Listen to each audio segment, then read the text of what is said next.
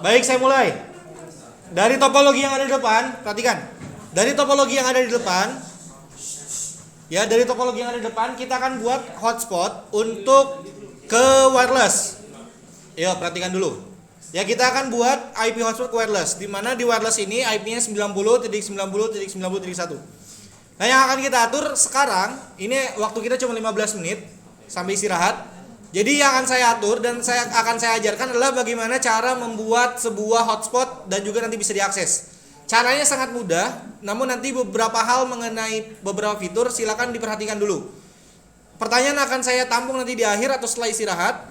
Jadi saya harap nanti bisa diperhatikan dulu saya terlebih dahulu. Kalau mau sambil dipraktikan mah enggak. Tapi kalau misalkan takutnya kalian ketinggalan, mending perhatikan saja dulu. Karena untuk pembuatannya sebenarnya mudah. Oke, di sini sudah ada Winbox dan kita sudah atur semuanya. Dimana pada topologi ini kita akan atur untuk hotspotnya akan kita atur pada wireless. Nah, caranya silakan kamu klik di IP. Setelah itu di sini ada tulisan hotspot di bawah firewall. Nah, di sini langkah yang pertama kita buat adalah kita harus membangun server hotspotnya dulu. Sekali lagi kita harus bangun server hotspotnya, di mana nanti server hotspot ini akan menjadi sebuah tempat di mana semua user akan disimpan di sana. Caranya sama seperti DHCP setup, di sini ada hotspot setup. Jangan kamu tambah pakai yang add yang tambah. Kita pakai yang hotspot setup, diklik. Nanti di sini akan ditanyakan dulu interface mana yang akan digunakan sebagai hotspot atau interface mana yang akan disetting untuk hotspot. Dalam hal ini kita ingin di WLAN 1, maka tinggal pilih WLAN 1 atau kita bisa pilih sesuai dengan keinginan kita atau sesuai dengan topologi.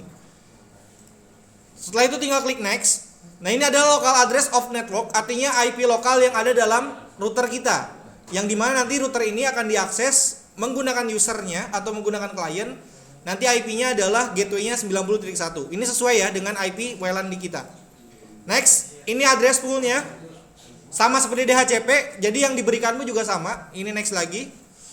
Nah, ini sertifikatnya, kita kosongkan saja, kita tidak menggunakan sertifikat. Nah, di sini ada IP address of FSMTP server. Nah, ini untuk IP-nya, ini samakan dengan IP yang ada di WLAN-nya, yaitu 90.90.90.1. Kalau misalkan IP-nya kalau kita simpan di ETH2 berarti IP-nya berapa? 192.168.10.1. Jadi sesuaikan dengan interface-nya. Ya.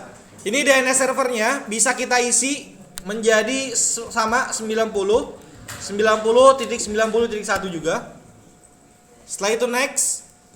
Nah, untuk DNS name-nya ini digunakan ketika user kita ingin mengakses halaman loginnya atau halaman untuk statusnya.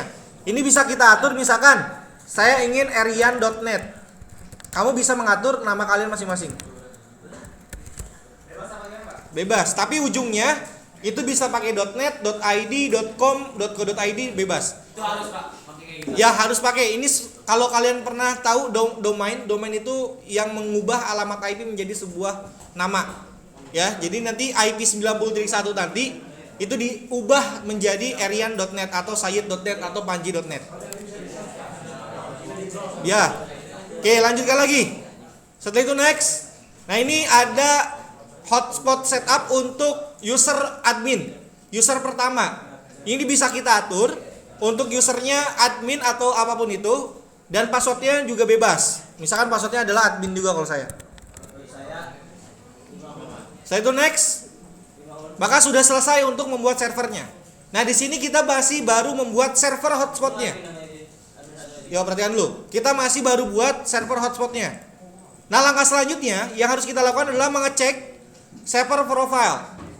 Perhatikan, kalau tadi kita sudah bikin server hotspotnya, nah sekarang ada yang namanya server profile. Nah, server profile ini digunakan untuk usernya nanti menggunakan aturan mana. Kita akan contoh. Di sini pada saat kita sudah membuat server hotspotnya, nanti dia akan secara otomatis membuat server profile.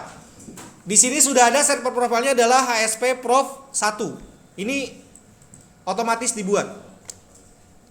Namanya bisa kita ubah. Untuk hotspot address-nya ini tadi sudah sesuai dengan yang tadi. Nah, di sini ada yang namanya HTML directory. Nah, HTML directory ini adalah halaman loginnya nanti. Nih kalau kita cek di sini ada beberapa. Nah, nanti kita bisa ubah halaman loginnya sesuai dengan keinginan kita. Nanti akan saya siapkan untuk halaman loginnya. Ini untuk HTML directory. Lalu selanjutnya ada login. Nah, di sini kita bisa mengatur loginnya. Ada login by MAC, berarti nanti MAC address. Masih ingat MAC address? Ya, jadi nanti dia login menggunakan MAC address. Nah, ini kita jangan di checklist, kita unchecklist saja. Terus di sini ada cookie. Nah, cookie ini dia menyimpan data secara sementara. Jadi kalau kamu atur cookie-nya, usernya nanti misalkan kita sudah bikin user 1, user admin. Nah, ketika login, dia akan menyimpan data usernya itu di dalam browsernya.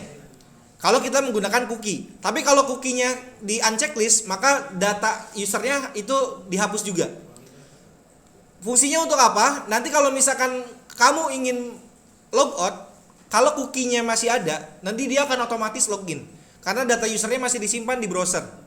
Maka harus di clear dulu tuh history atau clear dulu data yang ada di browsernya. Tapi kalau misalkan cookie-nya kita unchecklist, ketika kamu logout, untuk login lagi itu harus secara manual. Nah, ini tergantung kebutuhan. Kalau nanti pengen login secara otomatis, jadi setiap connect itu login otomatis, atur cookie-nya diaktifkan. Nah, kalau sekarang kita nonaktifkan cookie-nya. Dan terakhir di sini ada radius. Nah, radius ini digunakan untuk menghubungkan, perhatikan, untuk menghubungkan server profile kita ke user manager. Nanti user manager itu adanya di RB750. Kalau RB ini nggak ada. Nah, apa itu user manager? Tadi sudah disampaikan, user manager itu adalah satu buah fitur atau service yang ada khusus di Mikrotik yang digunakan untuk membuat user, manajemen user hingga membuatkan voucher. Nah, nanti kita akan buat radiusnya. Jadi itu server khususnya sendiri. Kalau pengen menggunakan hal tersebut, maka ini di checklist radiusnya. Karena kita belum menggunakan radius, maka ini jangan dulu di checklist. Dibiarkan saja. Nah, setelah itu di sini ada beberapa hal. Yang pertama ada hotspot address-nya. Nah, ini DNS name-nya bisa kita ubah atau domainnya ini bisa kita ubah. Apply, oke. Selanjutnya ada users. Nah, kalau tadi server profile, sekarang users. Kalau users berarti data usernya. Kalau kita bikin user, ya tinggal kita tambahkan user. Servernya kita arahkan ke hotspot 1. Karena tadi kita buat server yang pertama, di server itu ada hotspot 1. Nah, usernya ini bebas. Misalkan user pertama adalah nama masing-masing Erian, passwordnya juga Erian. Nah, ini berarti user ini nantinya akan masuk ke server hotspot 1. Karena kita atur hotspot 1. Nah, di sini ada limit yang tadi saya sampaikan. User management ini juga bisa mengatur limitnya. Di sini ada limit time, ada limit untuk kecepatan download, kecepatan upload, dan kecepatan total. Nah, ini bisa kita atur, misalkan limit uptime-nya berapa. Nah, kalau di sini, ini kan usernya cuma 1, sesuai dengan keinginan. Tapi Pak, kalau misalkan saya pengen atur, ada 10 user dengan limit yang sama. Nah, itu ada lagi yang namanya user profile. Ini kita cancel ini, oke dulu. Ini sudah terbuat nih usernya 1. Nah, ada yang selanjutnya user profile. User profile ini digunakan untuk profiling si usernya. Misalkan user 1 sampai dengan user 10, bandwidth-nya adalah 10 MB atau 2 MB. Maka kita buat dulu user profile-nya, ditambahkan. Misalkan ini profile paket 1 namanya. Address pool-nya ini biarkan saja, kita bisa arahkan ke pool 0 atau pool 1. Nah, pool 0 itu misalkan pool 0 itu ada di ETH berapa. Nah, kita non aja, kita bebaskan aja. Lalu setelah itu untuk idle time-nya kita biarkan. Nah, di sini ada shared user. Jadi satu user itu bisa kita atur. User ini bisa digunakan banyak orang atau enggak. Kalau misalkan shared usernya 1, berarti user itu hanya bisa digunakan oleh 1 orang. Kalau misalkan kita atur shared usernya adalah 2, maka user tersebut bisa digunakan oleh 2 orang. Kalau kita atur 100, maka user tersebut bisa digunakan oleh 100 orang. Waktu itu pernah ya SMK Pesat, ya usernya SMK Pesat, passwordnya ITX Pro. Nah, itu usernya 1 tapi bisa digunakan oleh seluruhnya. Itu pengaturannya di sini. Ya. Ini untuk shared usernya. Terus selanjutnya di sini ada beberapa pengaturan yang lain, ada rate limit. Ini adalah RxTX, itu untuk apa namanya? Kecepatan Rx itu untuk download, TX itu untuk upload. Misalkan 1 MB /1 MB. Jadi kalau misalkan di Mikrotik ini MB itu M besar, kalau giga itu G besar, kalau misalkan KB ya KB. Ini buatnya 1 MB, 1 M. Ya. Kenapa? Kalau kita nggak nyampe 1 giga lagi ya. Ini sudah, terus di sebelahnya ada Q. Nah, Q ini untuk bandwidth ya. Nanti kita Q ini belajarnya di QoS. Kita belum belajar ke sini. Nah, ini user profile ini nanti kita bisa gunakan. Misalkan kita apply dulu, oke. Ketika kita buat users, ya, ketika kita buat user dan kita tambahkan user, nih kita tambahkan users.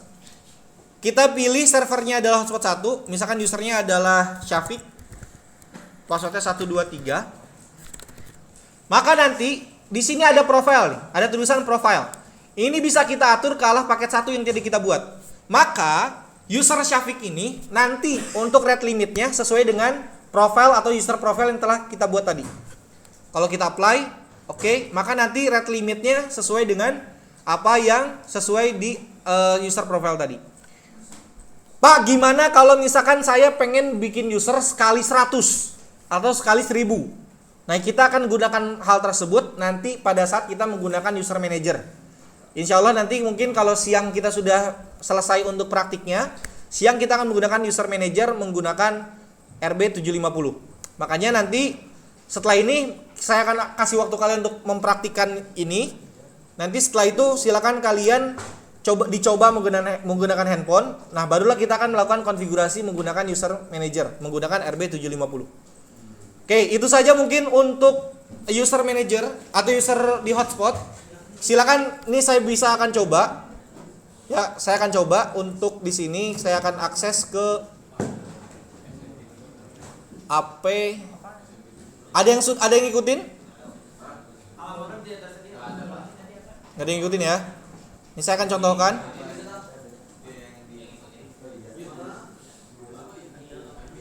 AP carry-nya nggak ada lagi.